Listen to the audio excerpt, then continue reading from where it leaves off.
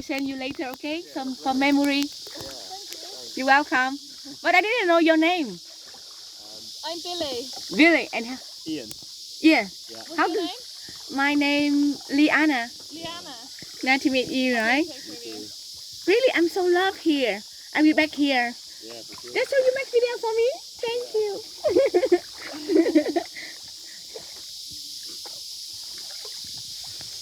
Wow. Wow.